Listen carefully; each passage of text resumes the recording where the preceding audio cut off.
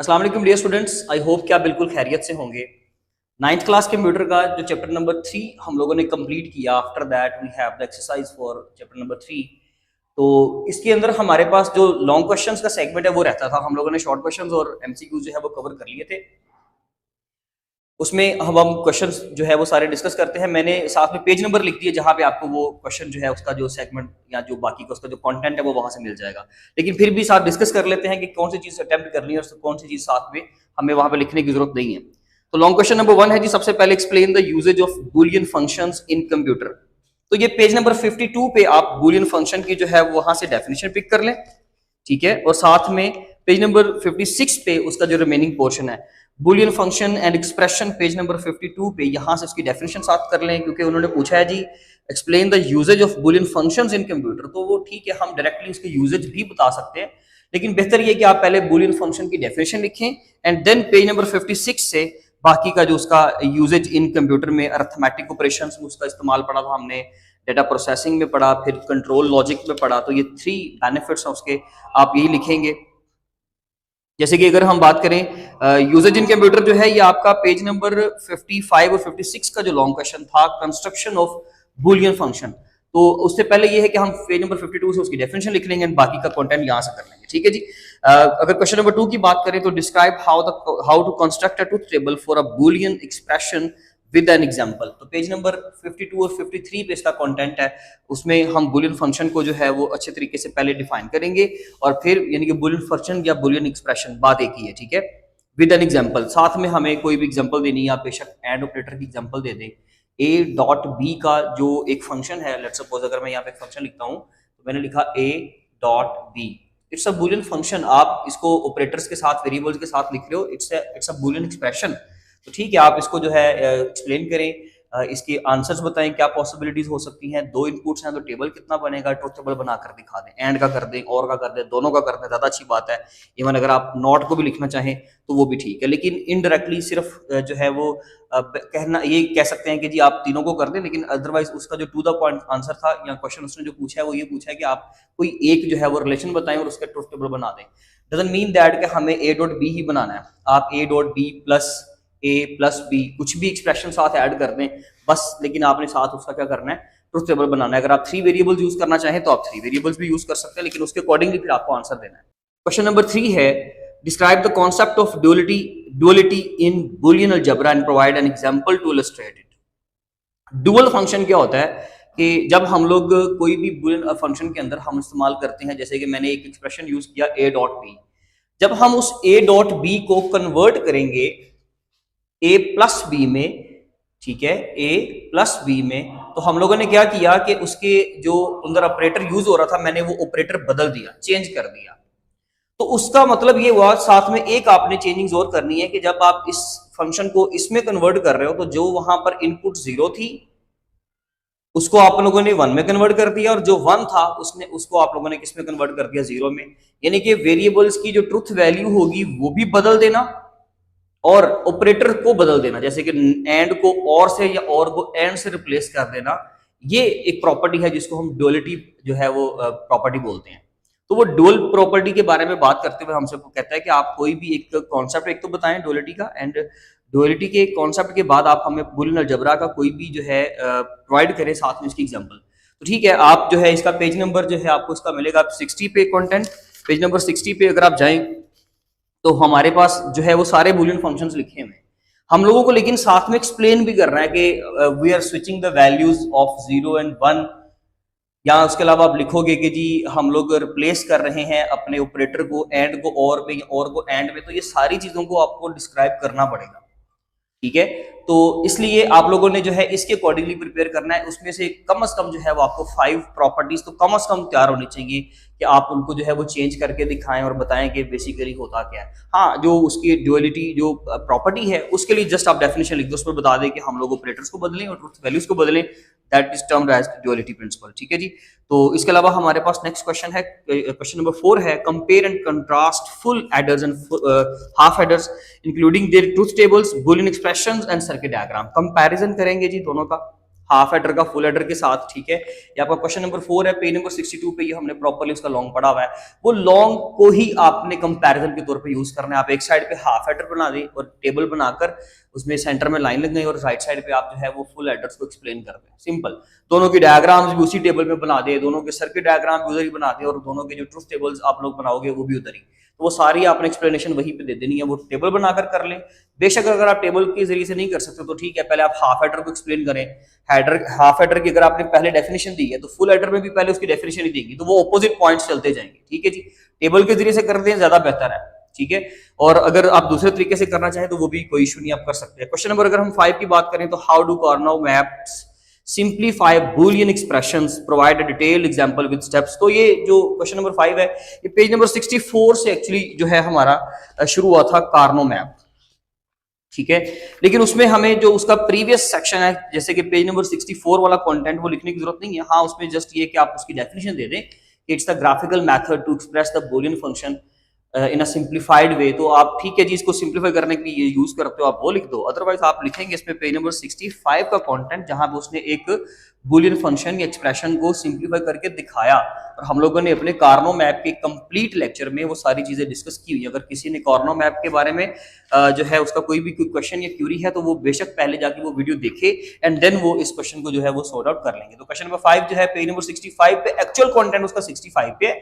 हाँ, बैकग्राउंड की इन्फॉर्मेशन के तौर पे, डेफिनेशन के तौर पे आप पेज नंबर 64 का कंटेंट लिखें। क्वेश्चन नंबर 6 है हमारे पास, design a 4-bit binary adder using both half adder and full adders, explain each step with truth tables. हम लोगों ने एक्चुअली फुल एडर और हाफ एडर के अकॉर्डिंगली ही काम किया था, जिसमें सॉरी 4-bit के अकॉर्डिंगली, यानी कि जरूरी नहीं है कि आपने 4-bit के अकॉर्डिंगली ही हाफ एडर बनाना है, आप उससे ज्यादा बिट्स भी यूज कर सकते हो।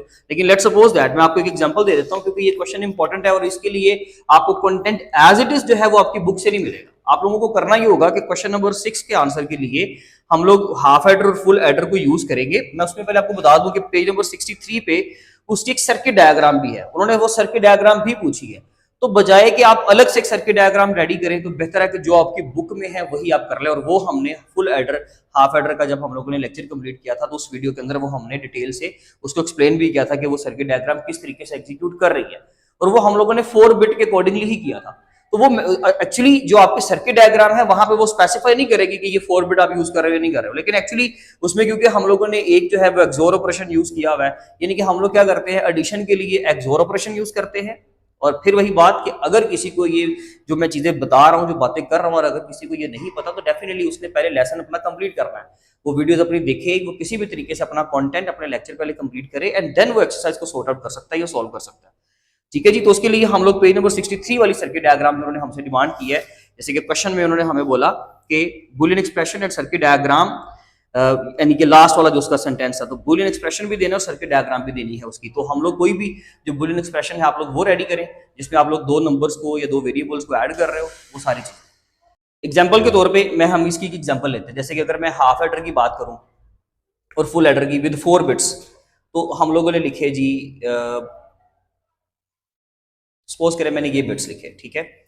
अब उसका तरीकाकार क्या होता है जी, 0 + 0 का आंसर क्या आएगा 0, 1 + 0 का आंसर क्या आएगा 1। जब 2 सेम बिट्स होते हैं तो आंसर 0, जब 2 डिफरेंट बिट्स होते हैं तो आंसर 1। ये एक्सोर ऑपरेशन के अकॉर्डिंगली हम लोग एडिशन कर रहे हैं।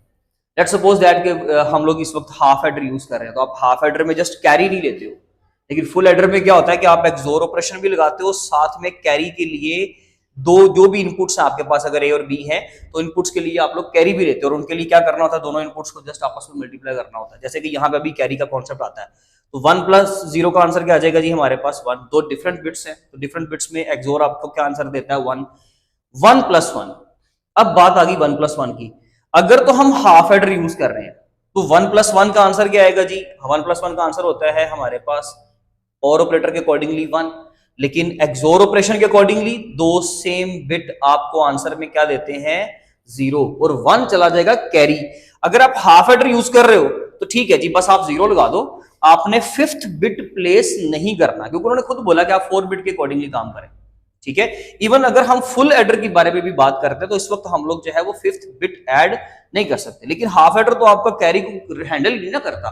लेकिन फुल बिट अगर हम फुल एडर यूज कर रहे होते और we are not bound with the 4 bit, तो ठीक है, फिर हम लोग जो है यहाँ पे इन दोनों को मल्टीप्लाई करेंगे तो कैरी इनका क्या आ जाएगा, यानी कि 1.1 का आंसर क्या आ जाएगा 1। होप सो कि आपको ये पॉइंट आपका क्लियर होगा कि जब दो नंबर्स को ऐड करते हैं तो एक्सोर ऑपरेशन के अकॉर्डिंगली, और जब उनका कैरी लेते हैं तो उन्हीं दोनों इनपुट्स को आप मल्टीप्लाई करके देख लें एंड ऑपरेटर के जरिए से, तो उसका आंसर क्या आता है, वही उसका कैरी नंबर होता है। अगर हम लोग ये जो 4 बिट 3 बिट 5 बिट के साथ बाउंड नहीं है तो ठीक है, आप स्ट्रेट फॉरवर्ड अपना आंसर लिखें, लेकिन अगर आप बाउंड हो तो आपने वो बिट जो है एक्स्ट्रा बिट जो आपका आ रहा है वो आपने नहीं लिखना, ठीक है जी। तो इस तरीके से हम इस क्वेश्चन को करेंगे। उसके अलावा बाकी क्वेश्चन नंबर 7 से अब हम जो है वो हमारा सिंप्लीफिकेशन का काम स्टार्ट हो रहा है। Simplify the Boolean function using Boolean algebra rules. हमारे पास एक क्वेश्चन है, क्वेश्चन नंबर 7 की बात करते हैं, यहां तक का हम काम जो है वो अपना मैं इसको रेस कर देता हूं। क्वेश्चन नंबर 7 में कहता है कि आपने क्या करना है, एक बूलियन फंक्शन है और उसको बूलियन अलजेब्रा रूल्स के अकॉर्डिंगली आपने सिंप्लीफाई करना है। तो ठीक है जी, हमारे पास एक फंक्शन है f a और b, उसकी दो इनपुट्स हैं और a dot b plus a dot b complement, ठीक है।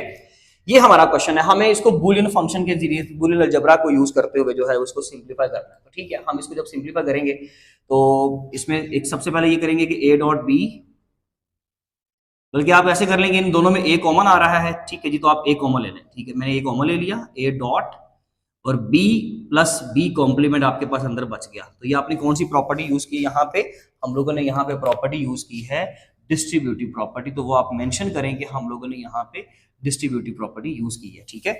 इसके अलावा अगर हम बात करें नेक्स्ट, तो b plus b complement rule लगेगा, ठीक है, और अगर दरम्यान में प्लस होता है तो आंसर क्या आएगा, जैसे कि लेट्स सपोज दैट ये 1 है तो ये क्या होगा जी, b कॉम्प्लीमेंट 0, तो 1 प्लस 0 का आंसर क्या आ गया 1। अगर ये 0 है तो ये क्या होगा 1, तब भी आंसर क्या आ गया 1। इट मींस दैट कि अगर आपके पास कॉम्प्लीमेंट लॉ हो विद और ऑपरेटर तो उसका आंसर क्या आता है, हमेशा 1। तो मैंने यहाँ पे साथ मेंशन कर दिया कि ये कौन सी प्रॉपर्टी मैंने यूज की है, कॉम्प्लीमेंट प्रॉपर्टी यूज की है, सो दैट्स व्हाई मैं इसको जो है वो यहाँ पे मेंशन कर दूंगा ताकि ये आपको भी क्लियर हो जाए कि हम कौन सी प्रॉपर्टी यूज कर रहे हैं, और क्वेश्चनर को भी ये पता हो कि बच्चे के पास कॉन्सेप्ट है कि वो एक तो यूज सोल्व कर रहा है, चीजों को सिंप्लीफाई कर रहा है, साथ में बता भी रहा है कि वो इस प्रॉपर्टी को यूज करके इसको सिंप्लीफाई कर रहा है। ये स्टेप्स वेरी कर सकते हैं, मे बी यहाँ पे तो इस एक्सप्रेशन का तो आंसर यही था सॉलिड, लेकिन कोई ऐसा क्वेश्चन हो सकता है कि जिसमें स्टेप्स थोड़े से वेरी कर जाएं, प्रॉपर्टीज थोड़ी सी डिफरेंट हो, आपका क्लास टीचर किसी और तरीके से करवा दे, तो उसमें कोई मसले वाली बात नहीं है, वो भी कर सकते हैं। a डॉट 1, अगर मैं a को 1 से मल्टीप्लाई करूंगा तो उसकी आइडेंटिटी खराब नहीं होगी, आंसर क्या आ जाएगा, a आ जाएगा। तो आप कह सकते हो कि जी ये कौन सी प्रॉपर्टी है, आइडेंटिटी प्रॉपर्टी।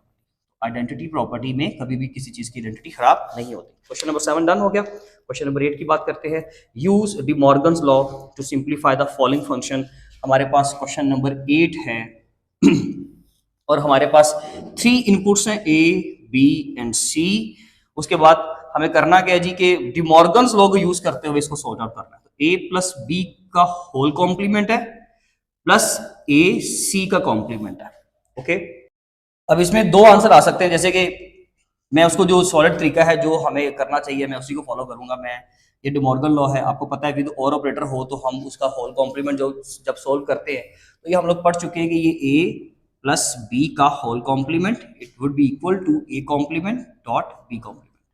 असल में तो b complement dot a complement आता है, लेकिन क्योंकि कॉमोडेटिव प्रॉपर्टी भी आपका ये बूलियन अलजेब्रा होल्ड करता है, इसलिए b complement dot a complement हो या a complement dot b complement हो तब भी ठीक है। मैथमेटिकली जब हम लोग मैथ्स पढ़ रहे होते हैं तब वो मोस्टली b को पहले लिखते हैं, a को बाद में लिखते हैं, तो कोई इशू नहीं, आप इस तरह भी लिख सकते हो, ठीक है जी। यानी कि इसका आंसर ये आना है, मैंने अभी आपको सिर्फ ये बताया, तो ठीक है हम इसको रिप्लेस करते हैं। मैंने इसकी जगह पे लिखा a complement dot b complement plus a complement and plus c complement change कर दिया उसको, ठीक है। अब ये कह लें कि हम लोगों ने यहाँ पर क्या किया है कि डी मॉर्गन्स लॉ के अकॉर्डिंगली सोल्व करना था ना, तो इसको भी इसके ऊपर भी डी मॉर्गन्स लॉ लगा दिया और इसके ऊपर भी डी मॉर्गन्स लॉ लगा दिया, और ये ए और सी का जो है क्योंकि ये एंड था तो हमने उसको और में कन्वर्ट कर दिया और A complement plus C complement आ गया। हाँ, हम ये कर सकते हैं कि इन दोनों एक्सप्रेशन में, जैसे कि ये पूरा एक्सप्रेशन आपका इसके साथ क्या हो रहा है, प्लस हो रहा है, ठीक है। अब जब ये प्लस हो रहा है तो हम लोग अगर देखेंगे कि यहां से अगर कोई भी किसी भी एक प्रॉपर्टी में से आप कुछ चीज कॉमन ले सकते हो, जैसे कि हम ले सकते हैं कॉमन, मैं इन दोनों हिस्सों में से कोई चीज कॉमन ले लेता हूं, जैसे कि ए आपको पता है कॉमन आ रहा है, तो मैंने लिखा ए कॉम्प्लीमेंट, ठीक है, यानी कि डिस्ट्रीब्यूटिव प्रॉपर्टी लगाई, आप लिख लीजिएगा, मैंने बोल तो दी है। अब यहाँ पे आपके पास क्या बच गया जी, बी कॉम्प्लीमेंट प्लस यहाँ पे क्योंकि ए कॉम्प्लीमेंट आप बाहर कॉमन ले चुके हो तो यहाँ पे आ गया 1 प्लस सी कॉम्प्लीमेंट आपका आ गया एज इट इज, ओके। अब यहाँ पे कौन सी प्रॉपर्टी यूज की है बल्कि लिख ही देते हैं, ताकि आप लोग स्किप कर दोगे तो फिर आप लोगों का नुकसान है, और वो हम बिल्कुल नहीं चाहते। तो डिस्ट्रीब्यूटिव प्रॉपर्टी हम लोगों ने यहाँ पे मेंशन कर दी कि we are using the distributive property here. जरूरी नहीं कि वो सारे एक्सप्रेशन में होनी चाहिए, वो अगर इतने में भी है तो बात तो वही है ना कि डिस्ट्रीब्यूटिव प्रॉपर्टी हमने यूज की है। अब हम बात करते हैं next, B complement plus one. B plus one हो या बी कॉम्प्लीमेंट प्लस वन हो, भाई अगर प्लस वन आ गया ना तो आंसर वन ही आना है। अगर यहाँ पे वन होगा तब भी और ऑपरेटर आपको वन देगा, और अगर ये जीरो होगा तब भी आपको पता है कि आपका आंसर क्या आना है, वन आना है। मैं ये कह रहा हूँ बी इनपुट में यहाँ पे जीरो पुट कर दो या वन पुट कर दो, आप पुट करके देखें उसको, आपका दोनों सूरतों में आंसर क्या आएगा, वन आएगा। तो इसलिए हम लोग क्या लिखेंगे यहाँ पे कि ए कॉम्प्लीमेंट डॉट वन, ठीक है, प्लस आपका सी कॉम्प्लीमेंट अलहदा से हो गया। अब A dot one identity property के accordingly A dot C, A complement dot sorry plus C complement, ये आपका आंसर आ गया जी। इसका सिंप्लीफाइड आंसर ये होगा, यानी कि फाइनल एक्सप्रेशन हमारा जो फाइनल एक्सप्रेशन था इसका वो ये आंसर था, और इसका हमारे पास ये आंसर है, ठीक है जी। तो इसकी प्रॉपर्टी की अगर हम बात करें, जैसे कि हमने यहाँ पे पहले यहाँ पे प्रॉपर्टी यूज की डिस्ट्रीब्यूटिव, ठीक है जी, वो हमने मेंशन कर ली। उसके बाद आपने बी कॉम्प्लीमेंट प्लस वन किया है, तो ये आपने एक्चुअली नल लॉ यूज किया ना यहाँ पे। तो नल लॉज में हम ये करते हैं कि अगर कोई भी, जैसे मैंने वन ऐड किया तो कोई भी नंबर हो यहाँ पे उससे फर्क नहीं पड़ेगा, जैसे वन भी हो तब भी वन आंसर और जीरो हो तब भी वन वन आंसर, तो इसको नल प्रॉपर्टी कहते हैं, ठीक है जी। एंड देन यहाँ पे आपका ए कॉम्प्लीमेंट डॉट वन, तो वन किसी भी चीज से मल्टीप्लाई होगा, आपकी ट्रुथ वैल्यू चाहे जीरो है चाहे वन है, कोई फर्क नहीं पड़ेगा। अगर वन मल्टीप्लाई कर रहे हो, ठीक है, तो वही आंसर आएगा। जीरो है तो वन डॉट जीरो का आंसर, यही आंसर रिपीट करके यहाँ पे आ जाएगा, यानी कि उसकी आइडेंटिटी खराब नहीं होगी। और अगर यहाँ पे है जी हमारे पास लेट्स सपोज दैट जीरो है तब भी वही आंसर, वन है तब भी वही आंसर। तो यहाँ पे हम लोगों ने कौन सी प्रॉपर्टी यूज की, आइडेंटिटी, ठीक है जी। तो ये हमने साथ में लाजमी तौर पे मेंशन कर देने हैं ताकि कोई इश्यू ना हो। अब इस एक्सरसाइज का हमारे पास लास्ट क्वेश्चन बच गया, क्वेश्चन नंबर 9। तो वीडियो का जो ड्यूरेशन है वो ज्यादा हो जाएगा, इसलिए उसका सेगमेंट हम अलग से रेडी करके तो वो आप तक पहुंचा देंगे। तब तक अपना बहुत ख्याल रखें। Thank you so much. Allah Hafiz.